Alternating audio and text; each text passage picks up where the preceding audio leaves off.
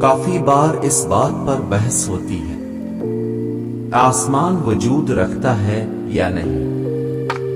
کچھ لوگوں کا کہنا ہے کہ سائنس کے مطابق آسمان کا کوئی تصور ہی نہیں، اور جو ہمیں اوپر نظر آتا ہے وہ دراصل زمین کی فضا، اس سے باہر سیارے، ستارے، کہکشائیں اور خالی خلا ہے۔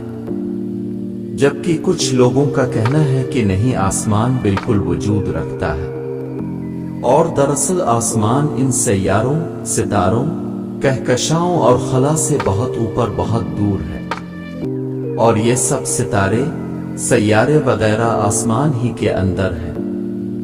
مگر آسمان کیونکہ اتنا دور ہے کہ ابھی تک انسانی علم، سائنس وہاں پر پہنچ نہیں سکے، اور اسی لیے ہم آسمان کے وجود کا احاطہ نہیں کر پائے۔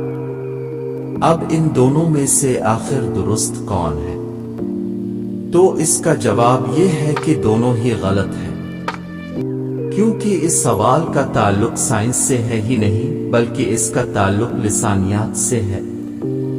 لفظ آسمان دراصل کسی بھی خاص چیز کا نام نہیں ہے، بلکہ یہ تو تمام ان چیزوں کی طرف اشارہ کرنے کے لیے استعمال ہوتا ہے جو زمین سے بلندی پر ہوں، خواہ وہ چیزیں زمین کی فضا کے اندر ہو یا وہ فضا خود ہو، یا وہ فضا سے باہر خلا میں لامحدود ستارے، سیارے، بلیک ہول ہوں، یا وہ خلا خود ہو۔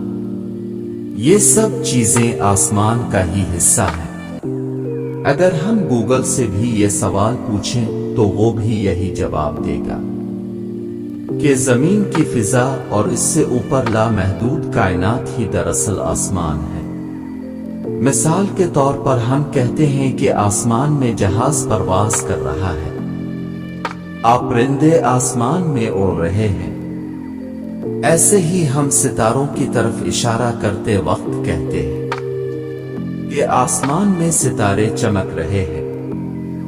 اس لیے میں نے شروع میں کہا تھا کہ دونوں موقف ہی غلط ہیں۔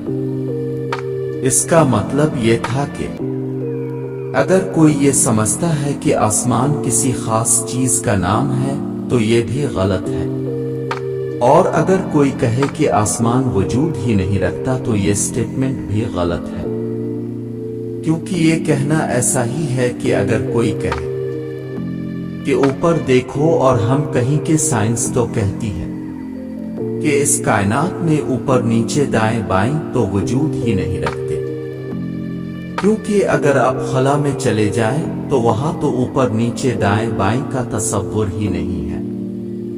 لیکن ہم جانتے ہیں کہ یہ الفاظ کسی چیز کے ریفرنس سے استعمال کیے جاتے ہیں، اور ان الفاظ کا تعلق سائنس سے نہیں بلکہ لسانیات سے ہوتا ہے۔